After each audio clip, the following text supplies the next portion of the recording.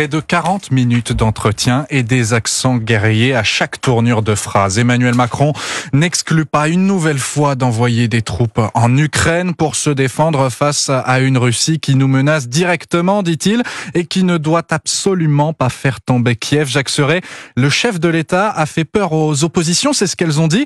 Il les a d'ailleurs ciblées également. Rien ne doit être exclu. Cette phrase prononcée il y a 2 semaines au sujet de l'envoi de troupes au sol, Emmanuel Macron l'assume. Vous êtes assis devant moi. Est-ce que vous êtes debout? Non. Est-ce que vous excluez de vous lever à la fin de cette interview? Bien sûr, vous n'allez pas l'exclure. Mais nuance son propos. Jamais nous ne mènerons d'offensive. Jamais nous ne prendrons l'initiative. Tout en insistant sur la gravité de la situation aux portes de l'Europe. Je vous le dis avec la plus grande solennité, ce début d'année 2024 doit être pour nous celui du sursaut. Parce que si la Russie venait à gagner, la vie des Français changerait. Il y a un danger existentiel pour la France. La sécurité de l'Europe et la sécurité des Français se jouent là-bas. Et le chef de l'État de cibler, sans les nommer, le Rassemblement national et la France insoumise après leur prise de position à l'Assemblée. Choisir de s'abstenir ou de voter contre un soutien à l'Ukraine, c'est pas choisir la paix, c'est choisir la défaite. Et c'est très différent. Une différence fondamentale à ses yeux qu'il jugeait donc utile de rappeler à 3 mois des élections européennes.